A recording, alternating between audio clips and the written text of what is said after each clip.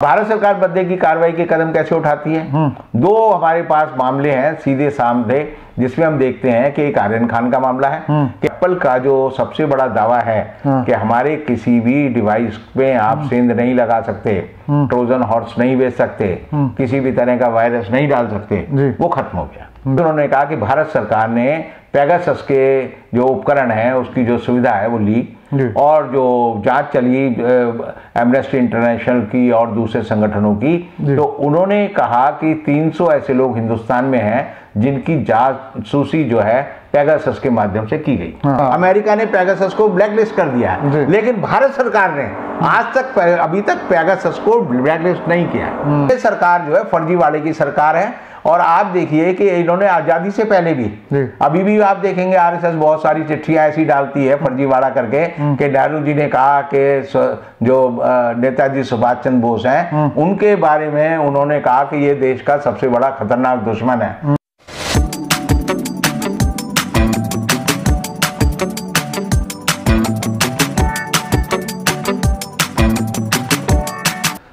नमस्कार, आदाब दोस्तों, हिंद वॉइस में आपका स्वागत है। मैं हूं ग्राम, हमारे साथ हैं एडवोकेट रविंद्र कुमार जी। बहुत बहुत स्वागत है सर आपका। आपसे मैं फिर से बात करूंगा आज पेगासस के नए अपडेट को लेकर, क्योंकि पेगासस के पीछे बड़ी कंपनियां, जो मोबाइल कंपनियां, वो पीछे पड़ चुकी हैं, जिसमें एप्पल सबसे बड़ा नाम उभर का है कि वो इस इजराइल की कंपनी को अब कोर्ट में घसीट रहा है। तो इसमें क्या क्या नए अपडेट आने वाले हैं और हिंदुस्तान में यानी हमारे देश में, भारत में इसका क्या असर पड़ने वाला है, क्योंकि इस मामले को दबाया जा रहा है यहाँ पर। तो देखिए, पेगासस का जो मामला है, मैं पहले भी कहता रहा हूँ, ये सरकार द्वारा कानूनी तरीके से नहीं बल्कि गैर कानूनी तरीके से नागरिकों की प्राइवेसी में हस्तक्षेप करने की कोशिश है। और ये उसके साथ ही साथ नागरिकों की सूचनाओं को लेकर उनको गलत तरीके से झूठे मामलों में फंसाकर जेल भेजने का षड्यंत्र है जो मोदी सरकार हिंदुस्तान में करती रही है। अच्छा, अब पेगासस की जो लेटेस्ट जानकारी है वो ये है कि एप्पल कंपनी, जो कि दुनिया की सबसे बड़ी कंपनी है और जो दावा करती है कि आप हमारे किसी भी प्रोडक्ट में किसी भी तरह का वायरस नहीं भेज सकते, आप उसको कभी भी अपनी मर्जी से अनलॉक नहीं कर सकते। और आप देखिए कि पिछले दिनों 2 साल पहले अमेरिका में पेगासस के मामले के आने से पहले एप्पल के ऊपर एक मुकदमा चला था। वो ये चला था कि इसकी डिवाइस जो है वो अगर CIA या नासा के लोग खोलना चाहें तो नहीं खोल सकते। और बिना पासवर्ड के आप एप्पल के किसी भी जो फोन है या कोई भी डिवाइस है उसमें अंदर सेंध नहीं लगा सकते।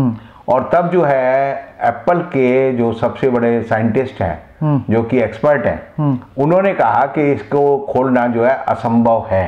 अच्छा। और उन्होंने पूरा डेमोन्स्ट्रेशन अमेरिकन सीनेट की जो कमेटी थी और कांग्रेस की दूसरी कमेटी थी, दोनों के सामने किया, और कोई भी यानी CIA के लोग या नासा के लोग उसको नहीं खोल पाए थे।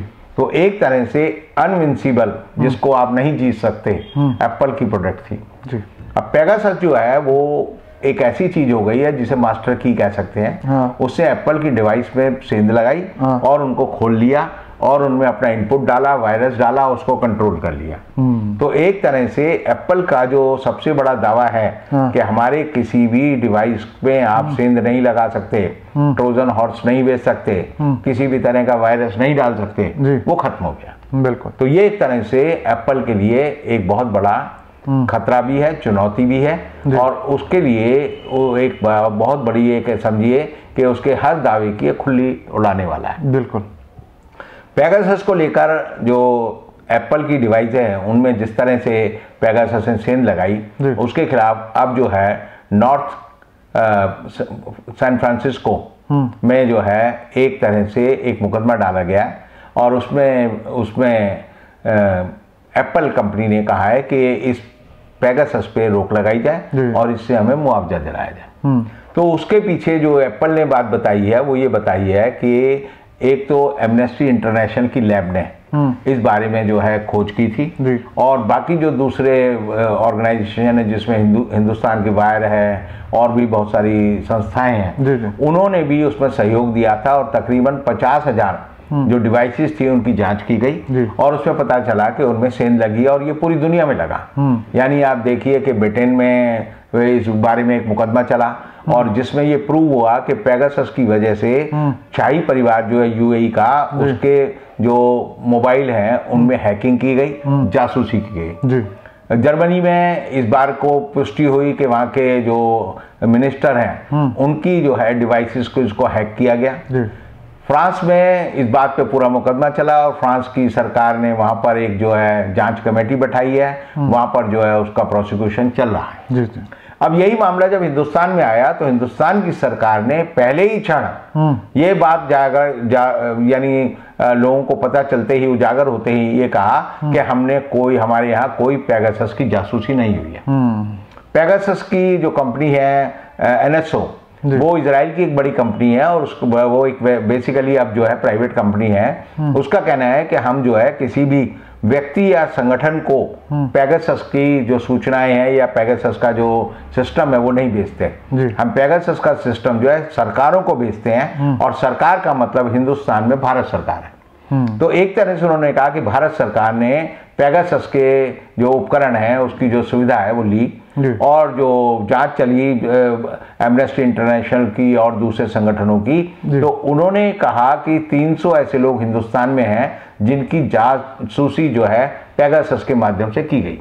उसमें राहुल गांधी भी है, राहुल गांधी के स्टाफ के 6 लोग भी हैं। और इस तरह हम देखते हैं कि बहुत सारे पत्रकार हैं जिनकी जासूसी की गई, बहुत सारे विपक्षी दल के नेता हैं उनकी जासूसी की गई, बहुत सारे इंडस्ट्रिस्ट हैं उनकी जासूसी की गई। अब जो है भारत सरकार ने सुप्रीम कोर्ट में कहा कि राष्ट्रीय सुरक्षा का हवाला दे रहे हैं हम, इससे राष्ट्रीय सुरक्षा का भेद खुल जाएगा, इसलिए आप इसकी जांच न करो। तो सुप्रीम कोर्ट के जो हमारे न्यायाधीश हैं NV रमन्ना, उन्होंने एक्सपर्ट की एक 3 कमेटी बनाई है और उसको ये कहा है कि तुम इसकी जांच करो, क्योंकि उन्हें भारत सरकार के किसी भी डिपार्टमेंट या किसी विभाग की जांच पर भरोसा नहीं है। अब पेगासस की जांच जो है हमारे यहाँ एक स्वतंत्र कमेटी कर रही है, जिसमें 3-4 जो बड़े लोग हैं जो कि उसमें सहयोग देने वाले हैं। तो उसमें एक बड़ी अजीब बात ये पता चली कि जब अनुरोध भेजा गया सुप्रीम कोर्ट की तरफ से कि आप पेगासस की जांच में सहयोग दें, तो 21 लोगों ने कहा कि हम पेगासस की जांच में सहयोग नहीं करेंगे, क्योंकि हमें ED का खतरा है, CBI का खतरा है, और दूसरी संस्थाओं का खतरा है कि हमारे खिलाफ जो है किसी भी तरह के बदले की कार्रवाई वाले कदम उठा सकते हैं।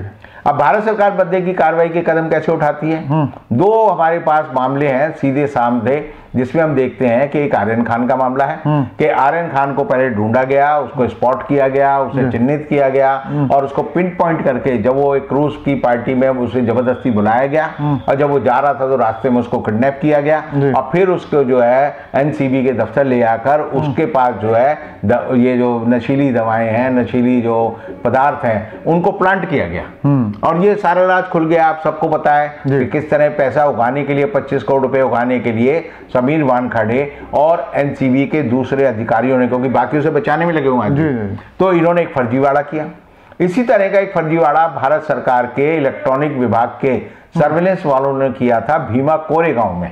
अच्छा, भीमा कोरेगांव का पूरा मामला जो है उसमें हम देखते हैं कि बहुत सारे जो दलित समर्थक कार्यकर्ता हैं उनके जो डिवाइसेस हैं, उनकी जो लैपटॉप हैं, उनके जो कंप्यूटर हैं, उनको हैक किया गया और उनमें जो है ट्रोजन हॉर्स जो है वो डाला गया और ट्रोजन हॉर्स डालने के बाद जो है उनके यहाँ ऐसी सामग्री ही थी जो कि उनके कंप्यूटर में उपलब्ध नहीं हो सकती थी।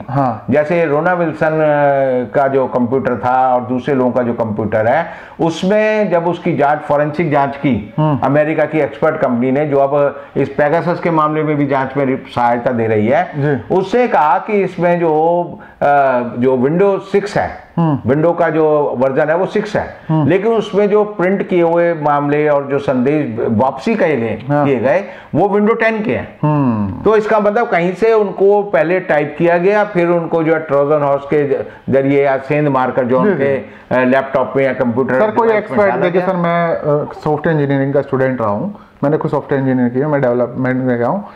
आप एंटीवायरस को भी ऐसे उसमें कर सकते हैं यूज? जी हाँ जी।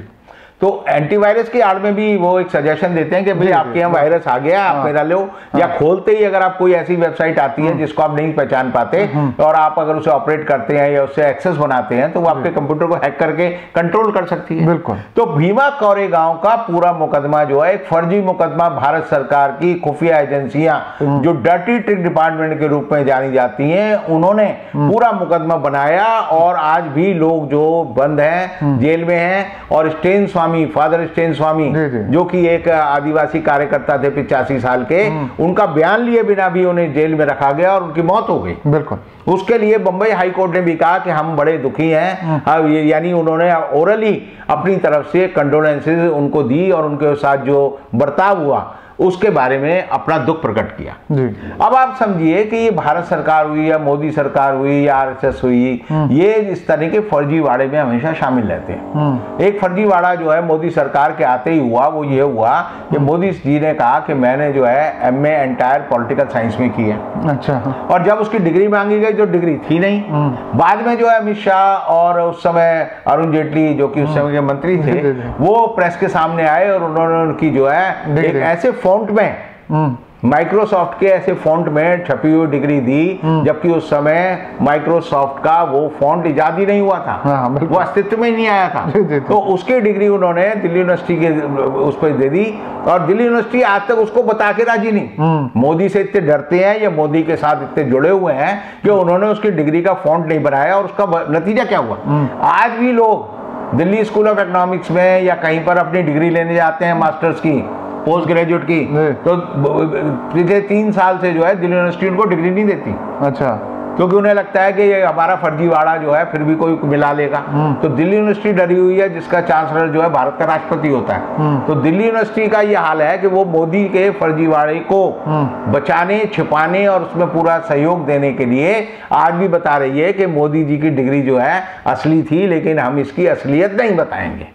यानी असली चीज की भी असलियत जो आपको नहीं मिलेगी। ये ऐसे ही है जैसे मैं अपनी चेन दिखाऊं कि भाई सोने की है, लेकिन मैं इसको टेस्ट नहीं कराऊंगा, चाहे रोल्ड गोल्ड हो, चाहे पीतल हो, लेकिन इसको टेस्ट नहीं कराऊंगा, लेकिन है सोने की। तो ये सरकार जो है फर्जीवाड़े की सरकार है। और आप देखिए कि इन्होंने आजादी से पहले भी, अभी भी आप देखेंगे आरएसएस बहुत सारी चिट्ठियां ऐसी डालती है फर्जीवाड़ा करके कि नेहरू जी ने कहा कि जो नेताजी सुभाष चंद्र बोस हैं उनके बारे में उन्होंने कहा कि ये देश का सबसे बड़ा खतरनाक दुश्मन है। और वो कहते हैं जी चर्चिल को चिट्ठी लिखी, जबकि उस समय चर्चिल वहां का यानी प्रधानमंत्री नहीं था, उस समय एटली जो है प्रधानमंत्री था। सर वो बहुत अफवाह फैलाए गांधी जी के बारे में कि वो बांग्लादेश पाकिस्तान को बीच में से बॉर्डर दे रहे थे, इसलिए नाथों ने उन्हें मार दिया। ऐसा तो तमाम तरह के वो देखिए ऐसा होता है, पढ़े लिखे और अनपढ़ आदमी में फर्क ये होता है कि पढ़ा लिखा आदमी बड़े सियानेपन से, बड़ी कुशलता से उसमें हेर फेर करेगा। अब अनपढ़ को तो पता ही नहीं हवाई जहाज कैसा होता है, वो हो सकता है हवाई जहाज में वो बता दे कि हवाई जहाज तो रथ की तरह है, क्योंकि उन्होंने सुना हुआ है कि जो रामचंद्र जी थे वो जो है हवाई जहाज में आए थे। अब उसमें दिखा देते हैं कि वो एक बिना घोड़े का, बिना मशीन का एक रथ का पिछला हिस्सा है और उसे कहेंगे ये जो है इस पे चढ़कर जो है वो आ गए। पुष्पक विमान कह लो या कोई भी विमान कह लो, तो उससे जो है उनको उसकी पूरी जो ऑब्जेक्टिविटी या उसकी जो एरोडायनेमिक उसके प्रिंसिपल हैं वो नहीं पता होते। तो जिस आदमी को नहीं पता होता वो ऐसी बात करता है। और पेगासस के मामले में मेरा आज भी मानना है कि भारत सरकार ने 3000 करोड़ रुपए भारत के लोगों के टैक्स पेयर लोगों के पैसे खर्च किए और इसमें लोगों को देश के जो विरोधी दल के नेता हैं उनको इन्होंने षड्यंत्र पूर्वक फंसाने की कोशिश की। ये देश की खुशकिस्मती है, दुनिया की खुशकिस्मती है कि ये सारा राज खुल गया। और आज जो है पेगासस जो है उसके बारे में इजराइल गवर्नमेंट ने कहा है कि इससे हमारा कोई लेना देना नहीं है। ये एक प्राइवेट कंपनी है। अमेरिका ने पेगासस को ब्लैकलिस्ट कर दिया है, लेकिन भारत सरकार ने आज तक अभी तक पेगासस को ब्लैकलिस्ट नहीं किया, क्योंकि जैसे ही अगर ये ब्लैकलिस्ट करेंगे तो इन्हें बताना पड़ेगा हमने क्यों ब्लैकलिस्ट किया। तो जो आज की सबसे बड़ी जरूरत है वो देश में भारत सरकार को, मोदी सरकार को चाहिए कि डिक्लेयर करे जनता के सामने और संसद के सत्र में ही जो है वो डिक्लेयर करे कि हम इसको पेगासस को हम अपने यहाँ ब्लैक लिस्ट कर रहे हैं। और जब तक भारत सरकार ब्लैक लिस्ट नहीं करेगी, इसका मतलब है भारत सरकार आज भी पेगासस के उपकरण का लाभ उठा रही है, लोगों की जासूसी कर रही है, और उसमें जो है कई न्यायाधीश भी हैं, कई जो है राजनेता भी हैं, कई मंत्री भी हैं, यानी खुद अपने मंत्रियों की भी जासूसी भारत सरकार कर रही है। तो इसका मतलब यह है ये बहुत हद से गिरी हुई सरकार है, और ऐसी सरकार जो है जनता के हित में कभी कोई काम करेगी मैं नहीं सोचता। मेरा मानना है ये जनता के विरोध में, देश के हितों के विरोध में काम करने वाली सरकार है, जो षड्यंत्र पूर्वक निरपराध अनजान बेकसूर लोगों को फंसाती है और उनसे पैसे वसूल करती है या उनको ब्लैकमेल करती है। बहुत बहुत शुक्रिया सर। तो ये था पूरा पेगासस का झोल जो अभी तक यहाँ चल रहा है, लेकिन दुनिया भर में इसको लेकर तमाम तरह के कार्य और एक्शन होना शुरू हो गया है। एप्पल ने कोर्ट में घसीट लिया है एनएसओ को, क्योंकि वो इजरायली कंपनी और इजरायल ने भी हाथ खड़े कर दिए हैं। आगे इसमें कोई भी नया अपडेट आएगा रविंद्र कुमार जी से फिर हम आपकी मुलाकात कराएंगे। तब तक के लिए दीजिए इजाजत।